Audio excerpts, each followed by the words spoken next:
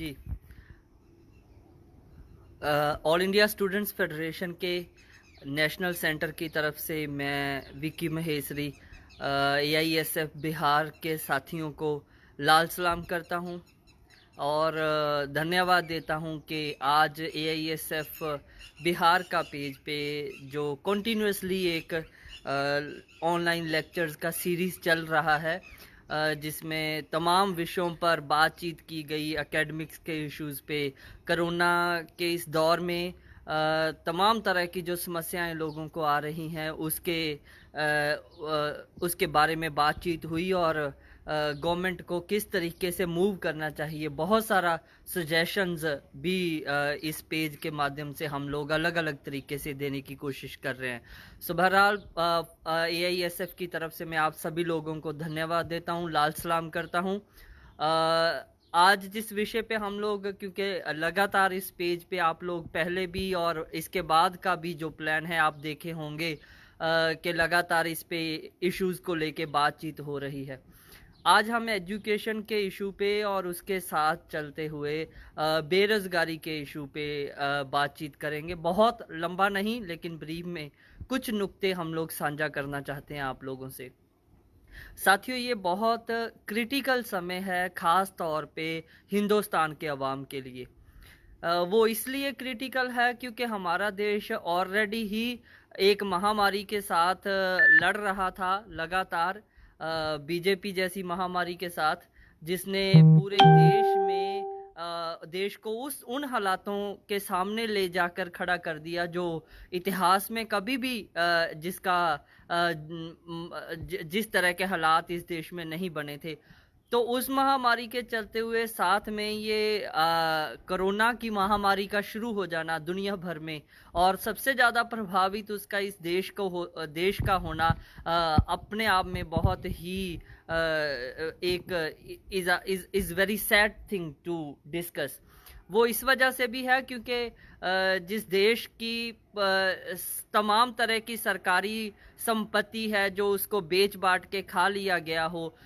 तमाम तरह के जो गवर्नमेंट हेल्थ सर्विसेज हैं उनको प्राइवेट कर दिया गया हो, एजुकेशन को प्राइवेट कर दिया गया हो, तब किसी महामारी का सामने आ जाना ये और भी खुले रूप में आपको दिखाने में सक्षम रहता है, दिखाने का काम करता है कि देश बच पाएगा या नहीं बच पाएगा। यही सरकार जो कुछ हफ्ते पहले तक बहुत जोर शोर से ये छाती पीट पीट कर कह रही थी कि हम लोग तो कंट्रोल कर लिए सारा मामला और हम लोगों अभी हिंदुस्तान है जो वो कुछ भी कर सकता है, उसी देश का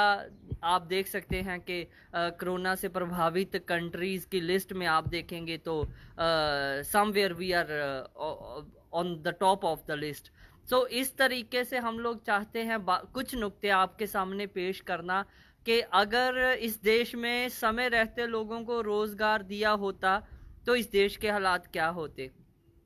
हम लोग ये भी डिस्कस करना चाहिए हम लोगों को, क्योंकि अभी इस संकट की घड़ी में बहुत सारे लोगों का रोजगार और भी छिन गया, क्योंकि हमारे देश में जब पहली बार बीजेपी की सरकार बनी थी तो जिस नारे को लेकर उन्होंने लोगों में कैंपेन किया था और जिस नारे के चलते हुए उनको वोट मिला था, वो नारा था कि इस देश में हर साल 2 करोड़ लोगों को नौकरी, गारंटीड एम्प्लॉयमेंट की बात उन लोगों ने की, जो कुल मिला के आज तक 6 साल के राज में 12 करोड़ नौकरी देने का वादा था। लेकिन इसी सरकार के कार्यकाल में हुआ क्या कि बहुत सारे लोगों का रोजगार है वो छिन गया। नया रोजगार देने की बजाय जिस तरीके से इस देश का सरकार मूव किया, कभी डीमोनेटाइजेशन करके, कभी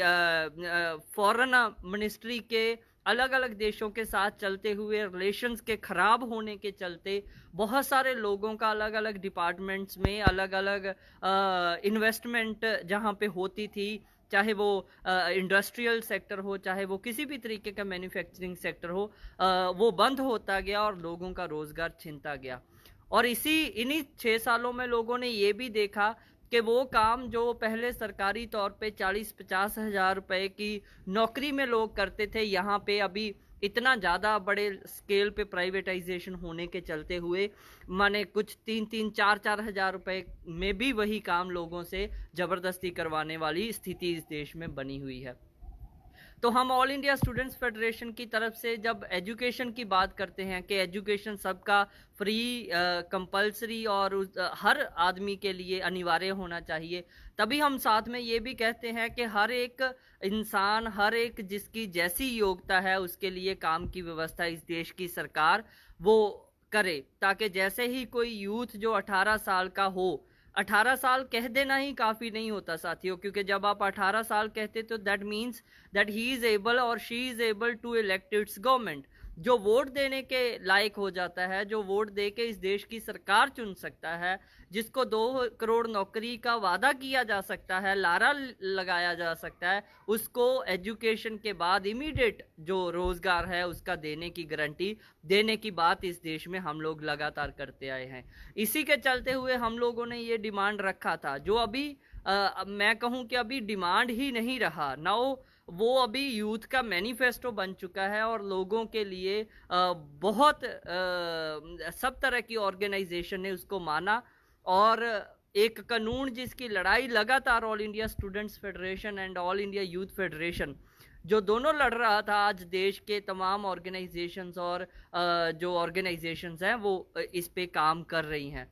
हम लोगों ने जब पहला पार्लियामेंट मार्च इस डिमांड को लेके किया था कि हम क्या चाहते हैं इस देश की सरकार से, क्या किसी स्कीम से इस देश के युवा का भला किया जा सकता है? नहीं किया जा सकता। तो कैसा गारंटी इस देश में यूथ के लिए रोजगार का होना चाहिए? तो वी सजेस्टेड कि भगत सिंह के नाम से, क्योंकि भगत सिंह के नाम की जब हम बात करते हैं तो देश के किसी भी कोने में साथी भगत सिंह को लेके किसी तरीके की कोई कंट्रोवर्सी आपस में नहीं है। तो भगत सिंह के नाम से Bhagat Singh national employment guarantee act इस देश की पार्लियामेंट पारित करे। जैसे सब अक्षरों का पहला अक्षर लेने, शब्दों का पहला अक्षर लेने के साथ BNEGA, जिसको बहुत सारा साथी इसमें कई बार गलती भी करता है, हम लोगों को ये भी चेक करना चाहिए अपना साथी लोगों के साथ कि भगत सिंह का जो पूरा नाम का हम लोगों ने उसको उठाया है और उसके बाद N है, EG और A बनेगा। तो इस नाम के साथ हम लोगों ने बार बार कैंपेन करते हुए तमाम तरह के पार्लियामेंट मार्च करके कि भगत सिंह के नाम से इस देश की पार्लियामेंट, आप लोग लेबर लॉज को रातों रात उड़ा देती है इस देश की सरकार, जितने श्रम कानून हैं उनको तबाह करने का काम करती है, प्राइवेट सेक्टर्स को, प्राइवेट जो अदारे हैं उनको और ज़्यादा सुविधाएं देने के लिए इस देश की पार्लियामेंट को रात को 12 बजे खोल के भी कोई कानून पास किया जा सकता है। डिमोनेटाइजेशन करना हो तो कभी भी पार्लियामेंट का दरवाज़ा खोलो और फरमान जारी कर दो तो वो हो सकता है, लेकिन इस देश का युवा जो करोड़ों सपने लिए अपने माँ बाप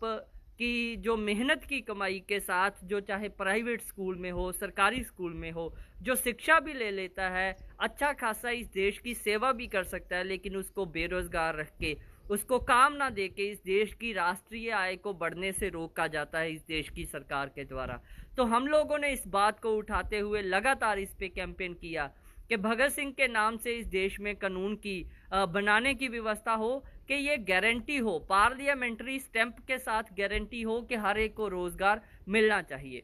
तो बहुत सारा साथी लोग इस बात पे ये भी सोचता है कि क्या इतने बड़ी पॉपुलेशन को रोजगार दे पाना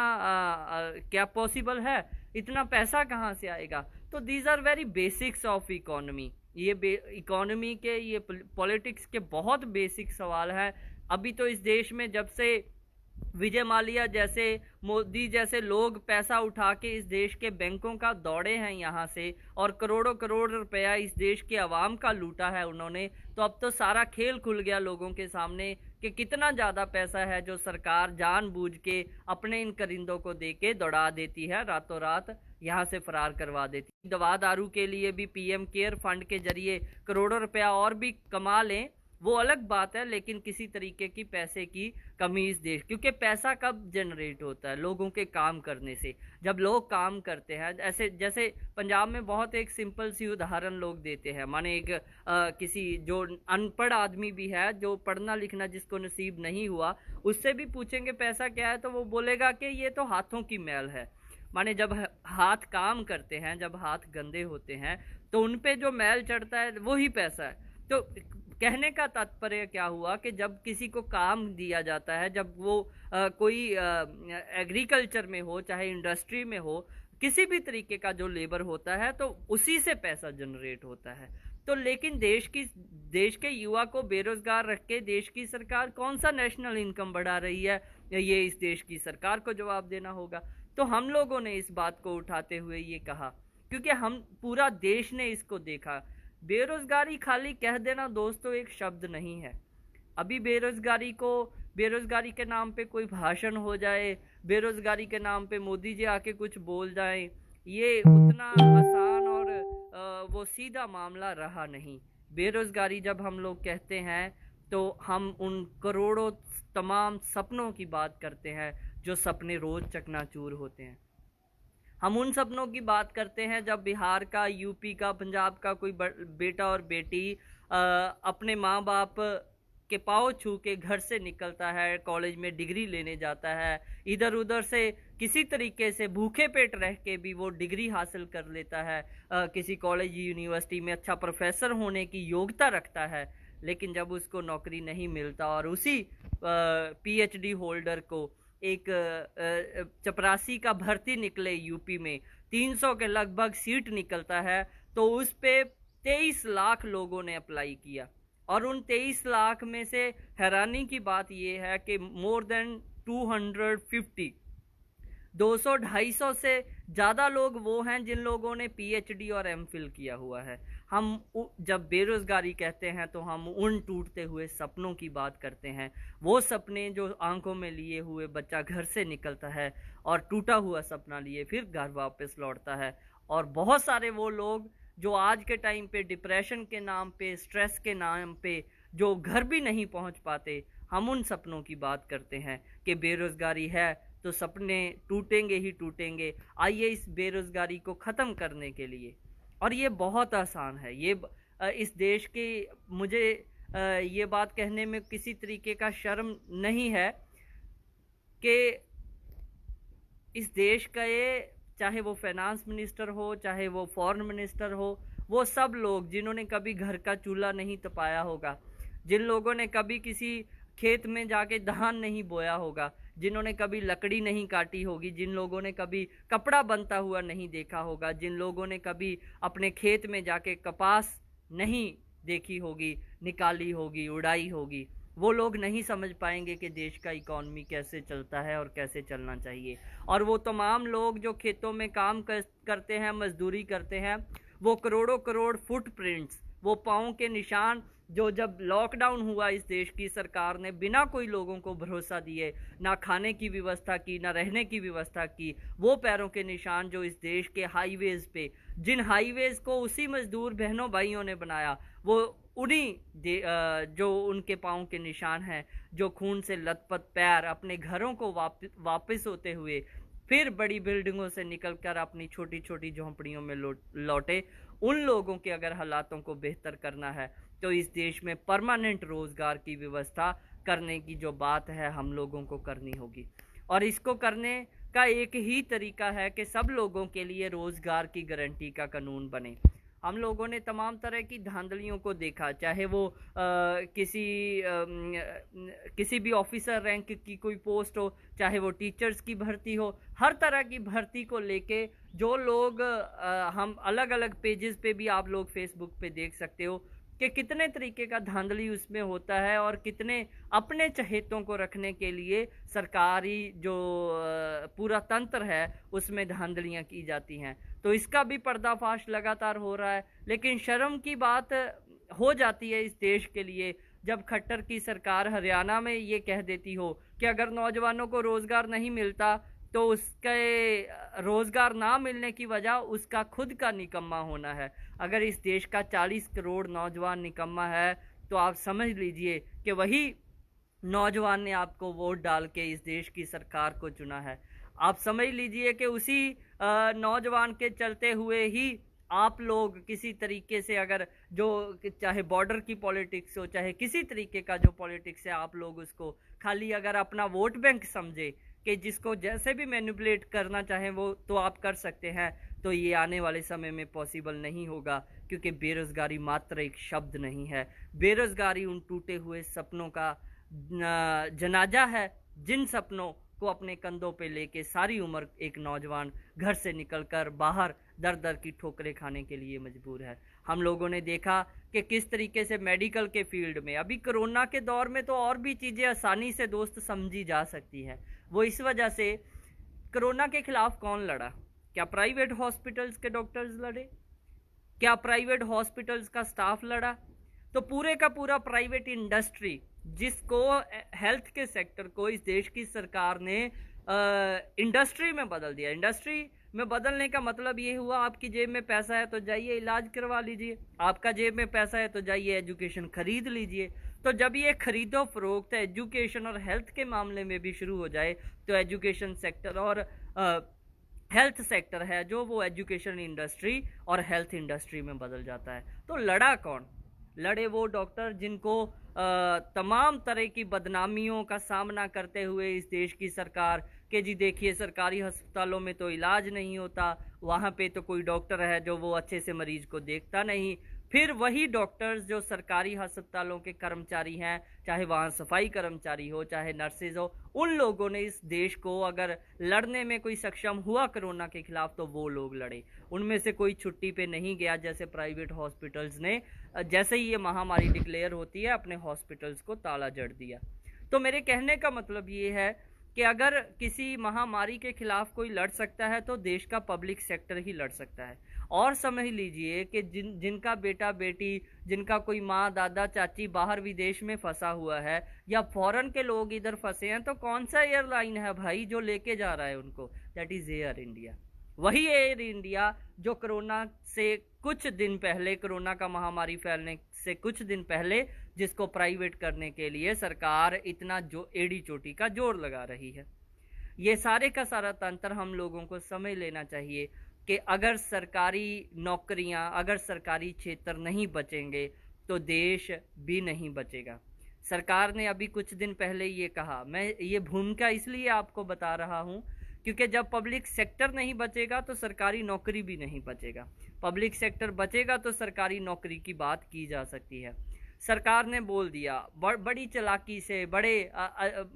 मोदी जी बहुत मतलब एक्टिंग करने में तो माहिर हैं, हम सब लोग जानते हैं उनको। तो एक्टिंग करते हुए कहते हैं कि देखिए जी किसान को पूरा छूट दे दिया। छूट क्या दे दिया कि वो अपना फसल चाहे जहां बेचे, जिसको देना चाहे दे, जिस रेट पे देना चाहे दे। जब प्राइवेट कोई कंपनी खरीद करने आती है तो किसान की मर्जी से किसान का रेट नहीं देती साहब। जब कोई प्राइवेट कंपनी खरीद करने आती है तो बोलती है इस रेट पे देना है तो दो, नहीं तो अपने घर पे रखो। तो किसान जिसका फसल हर 6 महीने में तैयार होता है, वो एक भी फसल को 1 महीना अपने घर में रखने की जो से ज़्यादा का जिम्मेदारी नहीं ले सकता। तो आप किसी जो सेक्टर को जो खरीदो फरोख्त करता है, जो इसकी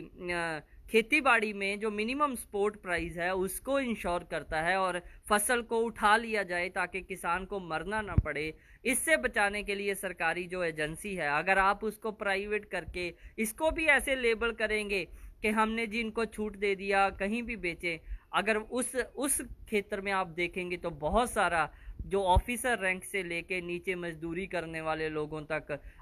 का जो चंक है, जो नौकरियां हैं, वो एक झटके में ख़त्म करने का काम इस सरकार ने लगभग तय कर लिया। इसी के साथ चलते चलते ये भी इस सरकार, देश की सरकार ने किया कि जो किर्त के कानून हैं, जो लेबर लॉज है, विच इंश्योर पीपल कि वो जैसे भी कोई काम करे, किसी भी क्षेत्र में काम करे, उनका कैसा मजदूरी हो, वो यूनियन बना के लड़ सके, वहाँ पे उनका मजदूरी को बढ़ाया जा सके, कितने घंटे काम करना, इन सब चीज़ों को तय करने के लिए labour laws are always there in our constitution. पर इस देश की सरकार ने कोरोना की आड़ में के जब ताकि हेल्थ इमरजेंसी लगा के कोई कुछ बोल ना पाए, तो इन लोगों ने किर्त के जो घंटे हैं, जिसका हम लोगों ने जबरदस्त तरीके से विरोध किया और सरकार को उस पर रीथिंक करना पड़ा कि 12 घंटे का अब तो जी काम करेंगे। और मोदी जी क्या कहते हैं, तो फिर वही बात आ जाती है कि दिखाना है भाई, देखिए जी हम तो मोदी जी कहते मैं तो 18 घंटे काम करता हूँ, मैं तो 20 घंटे काम करता हूँ, तो लोग 12 घंटे काम क्यों नहीं कर सकते? 8 घंटे का जो कार्य दिवस है, 8 घंटे का जो लीगल लिमिट है, कानूनी सीमा है काम करने की, वो खाली एक इमोशनल ब्लैकमेलिंग का कोई वो नहीं है, कोई चुटकुला नहीं है। वो दुनिया भर में एक कानून है कि 8 घंटे से ज़्यादा किसी से काम नहीं करवाया जा सकता। और 8 घंटे का जितना मजदूरी मिलता है, आप जानिए कि 24 घंटे का शिफ्ट में 8 घंटे का शिफ्ट होने से 3 शिफ्ट एक दिन में प्रोडक्शन का चलता है। और उसी के साथ हम लोग इस देश का सरकार ने क्या किया कि 12 घंटे करने का मतलब ये है कि खाली 2 शिफ्ट इस देश का प्रोडक्शन में चलेगा। जितना मशीनरी अभी बढ़ रहा है और जितना ऑटोमेशन हो रहा है, और अभी तो कोरोना के दौर में तो ये है कि वर्क फ्रॉम होम का जो नारा दिया गया पूरे का पूरा कि हमें मैनुअली किसी लेबर का ज़रूरत ही नहीं, हम घर से बैठ के कंप्यूटर पे इतना ऑटोमेशन जो है वहाँ तक का ज़माना आ जाए तो सरकार कहे कि हम लोग तो जी 12 घंटे काम करवाएंगे, ये बहुत शर्मनाक बात है। जबकि आपको काम के घंटे कम करके 8 से भी 6 घंटे काम के करने करने की ज़रूरत है, ताकि हर शिफ्ट में से 2 घंटे कम करके एक नया शिफ्ट माने 24 घंटे में 6-6 घंटे की 4 शिफ्ट चलाई जा सके और लोगों को रोज़गार दिया जा सके, ताकि जो काम कर रहे हैं उनको भी राहत मिल सके 2 घंटे का, और जो बेरोज़गार हैं उन लोगों को भी रोज़गार में लाने का जो व्यवस्था किया जा सके। पर सरकार तो मतलब क्योंकि रिकॉर्ड बनाने पे लगी हुई है कि जो भी मतलब उल्टे पाँव चलते हुए, ताकि और जो बड़े लोग हैं, अदानी जैसे लोग, जिनका पूरे की पूरी देश की सरकार पे गलबा है, जिनके कहने पे सब कुछ चलता है, उन लोगों को कैसे फ़ायदा पहुंचाया जा सके, उसके लिए सरकार लगातार जो किर्त कानूनों को तोड़ने का काम कर रही है। लेकिन हमने इसका बहुत ज़ोरदार तरीके से स्टूडेंट्स ने, यूथ ने विरोध किया, ट्रेड यूनियंस ने विरोध किया, और बहुत सारी स्टेट में सरकार को इस कदम को रीथिंक करना पड़ा। अगर नहीं करेंगे तो आने वाले समय में और भी रियलाइज़ करवाने के लिए इस काम को ज़ोर शोर से जारी रखा जाएगा। तो ये सारी चीज़ें कहने का मतलब ये है कि गवर्नमेंट सेक्टर का जो लड़ाई है, जिसको बचाने का लड़ाई है, जिसको स्ट्रेंथन करने का लड़ाई है, उसी क्षेत्र में किसी को नौकरी का व्यवस्था परमानेंट तरीके से किया जा सकता है। सरकार ने एजुकेशन का सेक्टर प्राइवेट करते हुए ये काम किया कि ताकि पैसा कैसे वसूला जा सके, क्योंकि हर माँ बाप चाहता है कि भाई मैं तो 2 रोटी कम भी खा लूँगा, मेरा बच्चा है जो मेरे गहने बेच के भी अगर मुझे उसको पढ़ाना पड़ा तो मैं उसको अच्छा तालीम दिलाऊँगा। तो हर माँ बाप चाहता है। प्राइवेट स्कूल्स में अभी सरकार ने, ताकि उनसे पैसा वसूला जा सके, फ़ीस वसूली जा सके, सरकार ने इस चीज़ को कि ऑनलाइन क्लासेस लेंगे, माने इंटरनेशनल स्टैंडर्ड्स ये कहते हैं कि ऑनलाइन क्लासेस बच्चे के लिए can be a supplementary thing, लेकिन वो प्राइमरली बेस नहीं हो सकता एजुकेशन का। That can be like 3-4% of total education. पर क्योंकि जी दिखाना है, हम लोगों ने लेक्चर रिकॉर्ड करके आपके बच्चे को दिए थे ताकि पैसा वसूला जा सके, इस तरीके से प्राइवेट सेक्टर में लूटने का काम जो सरकार लगातार एजुकेशन में भी करने का काम करवा रही है। क्योंकि ये क्यों है? क्योंकि बहुत सारा एमपीज एमएलए इस देश में वो है जिन्होंने पैसा एजुकेशन का इंडस्ट्री में लगाया, और इंडस्ट्री में कॉमर्स में कह रहा हूँ, ताकि प्राइवेट क्यों नहीं कोई एमपी एमएलए किसी भी और पार्टी का बोलता सरकारी एजुकेशन के हक में, क्योंकि इनका खुद का जो बिजनेस है वो प्राइवेट यूनिवर्सिटीज़ को चलाने का, प्राइवेट कॉलेजेस को चलाने का, लगातार लोगों से पैसा लूटने का काम है। आप बिहार के साथी लोग, बहुत सारा ऐसा लोग जो ऑफिसर रैंक की बहुत सारे कम्पिटिटिव एग्ज़ाम्स का तैयारी करता है, और बहुत बड़ी बड़ी पोस्टों पे देश के अलग अलग कोनों में जो साथी लोग हैं अपना वहाँ पे नौकरी करते हैं, क्योंकि इतना मेहनत करने के बाद, इतना जो है रात रात जग के काम करने के बाद भी और पढ़ने के साथ जो एग्ज़ाम क्लियर करते हैं, और फिर अपनी क्षमता, फिर अपनी योग्यता का प्रदर्शन पूरे देश का सेवा करने के लिए वो लोग करते हैं। तो अभी ये जो इतना लोग चल के गया यूपी और बिहार में, जिन लोगों के लिए खाने पानी का व्यवस्था सरकार का और भरोसे की जो गारंटी कोई भी किसी भी स्टेट का सरकार नहीं कर पाया, एक्सेप्ट 1 और 2 स्टेट्स लाइक केरला। तो उन लोगों का जो रोजगार, जिन लोगों जो सपने पहले शहरों की तरफ गए थे, अब वो फिर वापस उसी घर की तरफ लौटे हैं, तो उनके रोजगार का क्या होगा? क्या 100 दिन का नरेगा उनके लिए काफी है? बिल्कुल नहीं। इसी के साथ हम लोग आज के बदले हुए इन स्थितियों में कहते हैं कि Bhagat Singh national employment guarantee act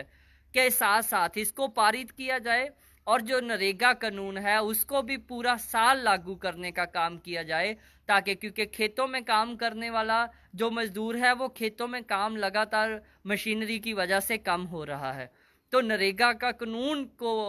और मजबूत करते हुए उनको वहां पे रोजगार दिया जाए, और साथ ही साथ पढ़े लिखे युवा को रोजगार देने के लिए भगत सिंह के नाम से बनेगा का कानून इस देश की सरकार तुरंत पारित करे। और आपके मंच से, इसी मंच से मैं ये जो राज्यसभा मेंबर हैं कम्युनिस्ट पार्टी ऑफ इंडिया के, सीपीआई के, कॉमरेड विनय विश्वम केरला से, मैं उनको भी धन्यवाद देना चाहता हूं, क्योंकि हमारा जो सड़क का लड़ाई था, जो हमारा बनेगा कानून को लेके लगातार हम लोग पार्लियामेंट मार्च कर रहे थे, अवेयरनेस लोगों में जो फैला रहे थे, हम उनको धन्यवाद देते हैं कि उन्होंने सड़क का लड़ाई को संसद तक पहुंचाया, क्योंकि उन्होंने इस कोरोना से पहले का पार्लियामेंट सेशन में भगत सिंह के नाम से इस कानून का एक प्राइवेट रेजोल्यूशन मूव किया, जिसमें लगभग लोगों ने सहमति दी, और वो अभी तक भी वहां पे उसी तरीके से पेंडिंग है। और हम चाहते हैं कि इस देश की सरकार इस तरफ, और रोजगार हर कोई चाहता है, लेकिन उस पे एक्चुअल रूप में कोई काम नहीं किया गया। तो हम लोग इस चीज को सजेस्ट करते हैं कि देयर आर 4 कैटेगरीज, 4 कैटेगरीज हैं, जिसमें है अनस्किल्ड, सेमी स्किल्ड, स्किल्ड और हाईली स्किल्ड। माने 4 तरीके की, जिसमें कैटेगरीज किसी भी देश का कितना पॉपुलेशन भी क्यों ना हो, उसका स्किल को डिवाइड करने के लिए 4 तरीके से हम लोग डिवाइड कर सकते हैं। तो जो अनस्किल्ड है, हम लोग डिमांड करते हैं कि उनके लिए 20,000 रुपया, जिनका जो एलिजिबिलिटी है वो अनस्किल्ड वाला है, उस कैटेगरी में फॉल करता है, तो उनके लिए कम से कम 20,000 रुपए का गारंटी है जो वो होना चाहिए, ताकि वो अपने दवाई बूटी का, खाने का, कपड़े का, रहने का जो व्यवस्था है वो कर सके। क्योंकि इतना महंगाई, जिस तरीके से इस देश में लगातार प्राइस बढ़ रहा है हर चीज का, माने खाद्य पदार्थों से लेके हर तरह के यूज की जो चीजें हैं, उनका रेट जितना इस देश की सरकार बढ़ा रही है, 20,000 रुपए भी उस तरीके से कम लगता है। क्योंकि अभी इनका जो इकोनॉमी है इस देश का, और जो सेंस ऑफ इकोनॉमी है इस देश के लोगों का, सरकार का, वो माने गजब है। पूरी दुनिया में जब पेट्रोल का कीमतें गिरा, पूरी दुनिया में जब पेट्रोल के टैंक जो हैं समुद्र के किनारों पे इधर उधर टहलते रहे लेकिन कोई खरीद नहीं रहा था, जब चक्का जाम था पूरा, तब भी उस दौर में दुनिया में there is only single government, that is BJP का, हिंदुस्तान की ये सरकार, जिसने पेट्रोल का दाम भी बढ़ा दिया। और इस महंगाई के जमाने में 20,000 रुपया से गुजारा करना बहुत ही मुश्किल तरीके की एक चीज जाती है। लेकिन अनस्किल्ड के लिए वी आर डिमांडिंग कि 20,000 should be the minimum wage. तो उसके साथ जो सेमी स्किल्ड हैं, जिनके पास कुछ कौशल है but they are not fully skilled, लेकिन वो प्रॉपर तरीके से स्किल में डेवलप नहीं हुए, उतना एजुकेशन उनके पास नहीं है, तो उनके लिए 5,000 रुपया और बढ़ाते हुए 25,000 रुपया महीने की जो नौकरी की व्यवस्था उनके लिए हो। और इसी के साथ जो स्किल्ड कैटेगरी है, आप इसमें जाइएगा, आप सर्च करिएगा, तो ये चारों कैटेगरीज ऑलरेडी गवर्नमेंट का हर सेक्टर में जो आपको लागू होती मिलेंगी। इस पे और स्टडी है जो साथियों को करना चाहिए। तो उनके लिए जो स्किल्ड कैटेगरी है उसके लिए 30,000 का मिनिमम जो उसको उजरत है, वेज है, वो मिलना चाहिए। Now we come to the last category, highly skilled, चाहे वो पीएचडी होल्डर्स हो, चाहे वो कि ऐसा किसी भी फील्ड में, I am not going into specific fields, किसी भी फील्ड में जो हाईली स्किल्ड है, जो टॉप का स्किल्ड कैटेगरी है, उसके लिए 35,000 मिनिमम जो वेज की गारंटी इस देश की सरकार को करनी चाहिए। और ये कानून बहुत जरूरी है। मैं फिर से कहता हूँ, बेरोजगारी मात्रा भी एक शब्द नहीं रहा। वो तमाम लोग जो आज के समय पे सिस्टम को चैलेंज कर रहे हैं, उन लोगों को इस देश की सरकार यूएपीए जैसे ड्रैकोनियन ऐसे कानून लगा के उनको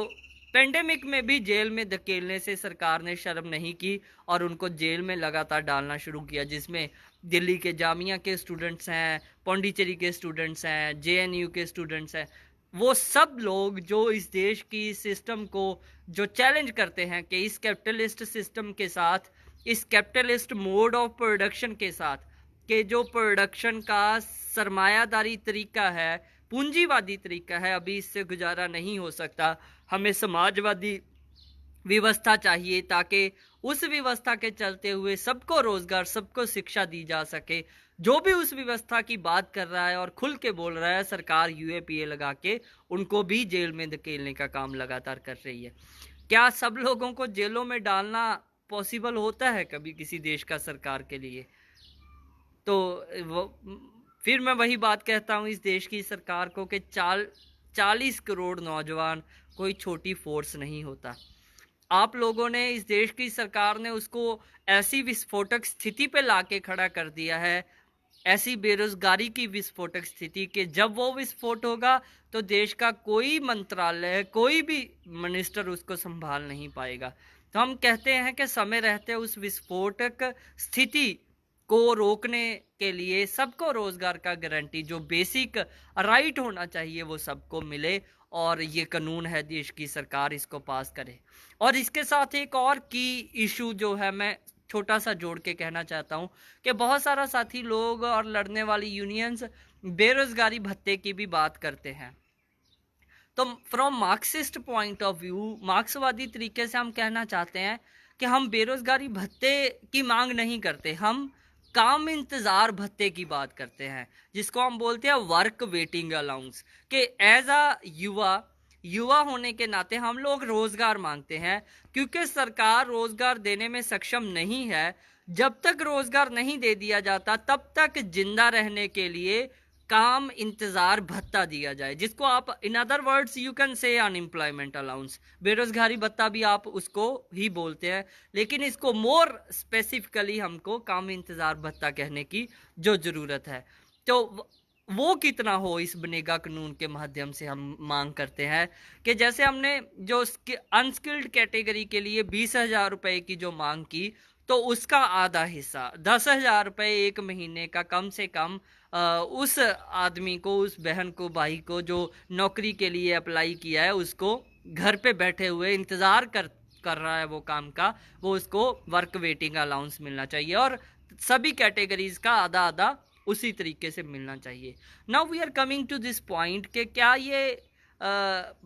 मुश्किल है क्या इस देश में रोजगार देना? आप देखिए कि जितना बड़ा इस देश का पॉपुलेशन है और जितना हम पीछे हैं, लोग कह देते हैं कि जी आप फलाना देश से 100 साल पीछे हो, 50 साल पीछे हो,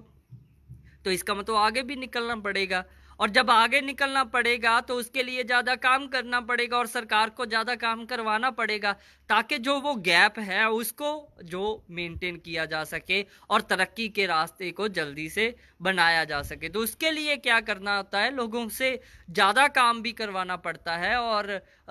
लोगों का लिविंग स्टैंडर्ड जो ऊपर उठाने के लिए, जितने लोगों के पास लिविंग स्टैंडर्ड अपने आप में क्या है, वियरिंग अ कॉलर शर्ट और कोई मतलब किसी कंपनी का चश्मा लगाना लिविंग स्टैंडर्ड नहीं होता। लिविंग स्टैंडर्ड इज के लोगों के पास खाने का व्यवस्था कैसा है, रहने का व्यवस्था कैसा है, मेडिसिन का व्यवस्था के लिविंग कंडीशंस कैसा है उसका। और जब हम खाना कहते हैं कि जी खाना खा लिया, और बोलेगा आदमी खा लिया, इस देश का 80% वो लोग हैं जो खाना तो खा रहा है, पेट तो भर रहा है, लेकिन उनको जिसको हम खुराक बोलते हैं, जिसको अच्छा मील बोलते हैं, वो नहीं मिल पा रहा। देश के 70% ऐसे लोग हैं जो जिन्होंने लास्ट टाइम फल या मिठाई कब खाई होगी, जिन्होंने दूध आखिरी टाइम कब पिया होगा, शायद उन लोगों को याद नहीं होगा। तो जब खाने की भी बात करते हैं, क्या हर वो आदमी जो मेहनत करता है इस देश में, चाहे वो मजदूर हो, चाहे वो किसान हो, चाहे किसी भी नौकरी में हो, तो इसी कानून के माध्यम से हम कहना चाहते हैं कि लोगों का गारंटी हो कि उनके थाली में फल भी हो, दूध भी हो और तमाम तरह के प्रोटीन, कार्बोहाइड्रेट्स, जिस चीज़ का इस शरीर को ज़रूरत है एक स्टैंडर्ड मील के तौर पे वो मिलना चाहिए। खाली पेट भर लेने को इस देश में कि जी हम लोगों ने जैसे अभी लोगों को किट बांटा देश की सरकार ने, और उसमें मतलब आप समझते हो कि चावल में खाली अगर नमक डाल के या मिर्ची डाल के कोई खा रहा है तो वो पेट भर रहा है। लेकिन इस देश का लोग उस खाने का जिसका बड़े बड़े लोग फोटो लेके अपना फेसबुक पे या इंस्टाग्राम पे डालते हैं, वो हमारे लिए सिर्फ एक सपना नहीं हो, मेहनत करने वाले लोगों का उस पूरी धरती की दौलत पे बराबर का हक हो। इसको हम कहते हैं कि उनके लिए अच्छा खाने का व्यवस्था हो। और अच्छी खाने की व्यवस्था ही अगर इतनी बड़ी पॉपुलेशन के लिए करनी हो तो ये बहुत छोटा टास्क नहीं है। और पेस्टिसाइड के बिना खेती हो, इन तमाम इश्यूज को माने एग्रीकल्चर भी इसमें ऐड होता है, इसमें मैन्युफैक्चरिंग का हर सेक्टर है जो वो ऐड होता है। और तमाम चीज़ों को जोड़ते हुए इस कानून को इम्प्लीमेंट करने का जो काम है वो करना पड़ेगा, ताकि लोगों को खुराक दी जा सके, लोगों को घर दिए जा सके। एक एक मतलब कमरे में जहां बूढ़ा दादा दादी भी है, माँ बाप भी है, जो नया किसी लड़का का शादी हुआ है वो भी उसी कमरा में है, और वहीं पे अगर कोई बाहर उन्होंने कोई भेड़ बकरी रखा हुआ है, कोई भैंस रखी हुई है, तो उसी के बाहर उसको बांधा हुआ है, वहीं खाना पकाना हो रहा है, वहीं पे किसी खाट को खड़ा करके वहां नहाने का काम हो। क्या मतलब काम करने वाले लोग, मजदूर लोगों का जिंदगी इतना मिनिमम तक रिड्यूस कर दिया गया कि लोगों का जो स्टैंडर्ड ऑफ लिविंग है उसको इतना नीचे गिराने का काम किया। क्या सबके लिए पक्के घरों की व्यवस्था नहीं की जा सकती? क्या सबको फैमिली के अकॉर्डिंग एक जिसमें रसोई हो, वॉशरूम हो, जिसमें कमरे हो रहने के लिए, एक गेट लगा हुआ हो, क्या ऐसा घर नहीं दिया जाना चाहिए? मिलना चाहिए। और जब आप घरों की ओसारी का बात करो इतना बड़ा देश का पॉपुलेशन के लिए, तो ये बहुत बड़ा एक टास्क बनता है। और ये टास्क भी हम कहते हैं कि देश का युवा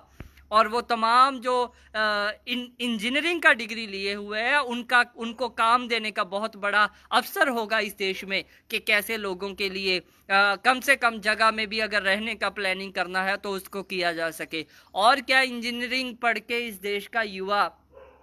अमेरिका की या बाकी देशों की सेवा करने के लिए रखा है? उसको यहाँ पे अगर नौकरी दी जा सके, जितना पैसा में हम लोग बात किए, तो वो हंसते हंसते काम करेगा। और आप देखिएगा कि दिनों में ये देश है जो बाकी देशों के मुकाबले जहाँ का चकाचौंध मतलब दुनिया में अभी जिसका पोल खुल गया, हम उन लोगों से सचमुच आगे जाने की जो बात कर सकते हैं, जैसे क्यूबा ने कर दिखाया। क्यूबा एक छोटा सा देश है, किस वजह से बचा हुआ है और क्यों लड़ रहा है वो कोरोना के खिलाफ पूरी दुनिया में? कैसे लड़ पाया, क्यों भेज पाया अपना डॉक्टरों का टीम? क्योंकि उन्होंने अपना सरकारीकरण का पॉलिसी नहीं टूटने दिया, हर चीज सेक्टर को सरकारी रखा और लोगों को जो रहने खाने पीने का जो गारंटी का जो व्यवस्था है वो लगातार किया। तो इसी के साथ इन सब सेक्टर्स में जो काम की गारंटी हो, खाद्य पदार्थों में भी, हर मैन्युफैक्चर के फील्ड में भी, और अभी जिस तरीके का कैंपेन इस देश की सरकार पेड़ तरीके से चलवा रही है, मैं उसको भी एक बार कह देना चाहता हूं कि सरहद का जो नीति है, हम लोग AISF की तरफ से और जिन लोगों ने इस देश के बॉर्डर की रक्षा करते हुए अपना जान गंवाया, शहादत दी, हम उन लोगों को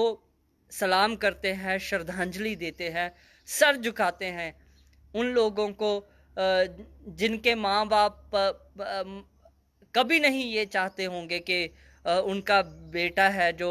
किसी भी तरीके से मतलब उसको अपना कंधा दे के वो घर से तोड़े इस तरीके से। ये बहुत ही मतलब भावपूर्ण स्थिति हो जाता है किसी भी फैमिली के लिए, किसी भी परिवार के लिए। लेकिन हम ये कहते हैं इस मामले को देश की सरकार को बैठ के सेटल करना चाहिए, वो किसी भी देश की सरकार के साथ क्यों ना हो। क्या सरहदों पे चाहे जिस तरीके का टेंशन इस बीजेपी के चलते हुए बना, वो पहले कभी इस तरीके से नहीं हुआ, चाहे वो चाइना के साथ हो, चाहे वो पाकिस्तान के साथ हो, चाहे वो बांग्लादेश के साथ हो, नेपाल के साथ हो। माने कुछ चीज़ों में जो सोचा भी नहीं जा सकता, इस देश की सरकार उस स्थिति में चली गई। तो जब आप अपना घर का कुछ नहीं स्थिति को एड्रेस करिएगा, जब आप घर की समस्याओं को हल नहीं करिएगा, जब आप किसी जो आगे बढ़ने वाली नीति पे काम नहीं करिएगा, और मीडिया जिस तरीके से, I really want to make media party right now, और I want to held them responsible, मैं उनको रिस्पॉन्सिबल कहना चाहता हूँ इस देश का उस मीडिया के हिस्से को जो पैसे के नाम पे कुछ भी फेक न्यूज़ चलाते हैं, जो कुछ भी माने जब सरहद पे एक जवान मर रहा होता है, उस जवान की जो शहादत को भी इतने गंदे गंदे और घटिया तरीके से इस देश का जो मीडिया है, जो बीजेपी के लिए काम करता है, वो इस तरीके से पेश करता है कि मुझे लगता है कि उससे जो आहत करने वाली चीज़ किसी भी माँ बाप के लिए नहीं हो सकती। इस सब को रोकना चाहिए, और अपनी जो देश को बचाने के लिए अंदर से भी और बाहर से भी, चाहे वो कश्मीर की बात हो, चाहे वो गुजरात की बात हो, चाहे वो पाकिस्तान के साथ लगते हुए पंजाब और बाकी सूबों की बात हो, तो हर मसले का हल किया जा सकता है। उसके लिए एक विजडम की ज़रूरत है। और इसका बहुत एक छोटा जो की इशू है, मैं उसके एक सेकंड में उस पर चर्चा दोबारा हम शुरू करते हैं।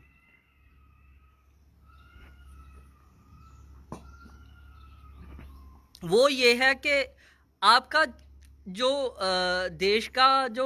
डोमेस्टिक पॉलिसी है, वही निर्धारित करता है कि आपका इंटरनेशनल और फॉरेन पॉलिसी कैसा हो। अगर आपका डोमेस्टिक पॉलिसी ये है कि आपको हर आदमी को रोज़गार दे के हर किसी के लिए रहने के घर की व्यवस्था करनी है, तो आपका फॉरेन पॉलिसी भी वैसा होगा। कैसे होगा कि आपको किस किस चीज़ का ज़रूरत है जो आपको बाकी देशों से इंपोर्ट करना है।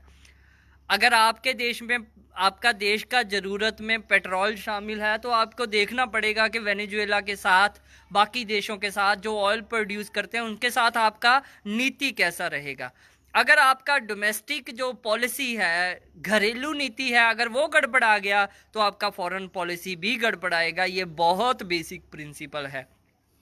और इस देश की सरकार ने इस देश के अवाम के साथ जैसा खिलवाड़ किया है आज तक, और पिछले 6 सालों में तो जिस तरीके की जो बात इस देश में चल रही है, जिस तरीके से मूव कर रही है सरकार उन इश्यूज़ पे, अब अगर आप बात करें तो ये बहुत नेचुरल कॉन्सिक्वेंस है, क्योंकि सरकार तो जवानों की शहादत पे भी वोट लेने का काम करती है इस देश की। अगर यहाँ तक गिरने का काम किसी देश की सरकार करेगी, तो आप समझ लीजिए कि वो तमाम मेरे भाई और बहन, हमारे फैमिली के वो सब लोग जो सरहद पे जाके अपनी जान की बाजी लगाते हैं इस देश के लिए, तो उनके लिए ये कैसा रहता होगा। अभी कल ही बात होते हुए मेरे एक दोस्त ने यहाँ पे बताया, he is also in army, वो उसी लद्दाख के उस एरिया में है, और वो किसी इंजरी की वजह से घर आया हुआ था। और it was quite shocking when he said कि अगर मैं वहाँ पे होता तो हो सकता है, मतलब उनमें से एक मैं होता जो इस देश के लिए जान गंवा चुका होता, क्योंकि जो लाइन वहाँ पे लड़ रही है उन्हीं के पीछे का सेकंड जो रैंक का वो आर्मी का वो टुकड़ी है, उसमें वो काम करता है। और मतलब ये टेंशन को क्यों नहीं कम किया जा सकता। आप माने चाइना का प्रोडक्ट नहीं लेंगे, चाइना का तो मोदी जी मूर्ति बनवाएंगे तो वो तो चाइना से बन के आएगी। अगर आपको मतलब इस देश के लोगों के सपने पूरे करने का, मोबाइल का बड़े से बड़ा और छोटे से छोटा, वो चाइना के व्यापार की वजह से पॉसिबल हो पाया। तो हम कहते हैं आप घर का इंडस्ट्री लगाइए, आपको किसने रोका। खाली टीवी पे चिल्ला देने से कि हम स्वदेशी अपनाएंगे, अब तो स्वदेशी मतलब पतंजलि का मोबाइल का मतलब नहीं होता। स्वदेशी इसके गवर्नमेंट का ब्रांड क्या हो। क्या गवर्नमेंट के पास ऐसा कंपनी है जो इस देश के लोगों के लिए, हमने कौन मना करता है इस देश की सरकार को, आप बनाइए इंडियन कंप्यूटर बनाइए। इस देश का जो युवा है, जिसके पास स्किल है, जो इंजीनियरिंग किए है, जो तमाम तरह की डिग्रीज लेके भी माने दर दर की ठोकरें खाने के लिए मजबूर है, उनके लिए क्यों नहीं रोजगार का व्यवस्था किया जा सकता। खाली ये कह देने से कि we will boycott America, we will boycott China, we will boycott this country और that country, this is a stupid idea and this media is been propagating it. तो वी आर सेइंग कि इस देश का सरकार किसी का भी बायकॉट करे, लेकिन अपने घर की नीति को पहले सही करे, उनके लिए रोजगार का व्यवस्था करिए। आप हर चीज़ का पैरेलल मॉडल बनाइए अपने देश में, क्यों नहीं बनाते। क्योंकि जब कोई इंडस्ट्री लगेगा, जब कुछ होगा तो उसमें लोगों को रोज़गार मिलेगा, और रोज़गार इस देश का सरकार देनी नहीं चाहती। तो हम कहते हैं कि खाली लड़वा देने से, मरवा देने से लोगों को इस देश का भला नहीं हो सकता। इस देश का भला इस देश की डोमेस्टिक पॉलिसी पे डिपेंड करता है। एंड डोमेस्टिक पॉलिसी अभी मांग करती है कि सबके लिए अनिवार्य तौर पे, ज़रूरी तौर पे एजुकेशन और एम्प्लॉयमेंट का गारंटी हो,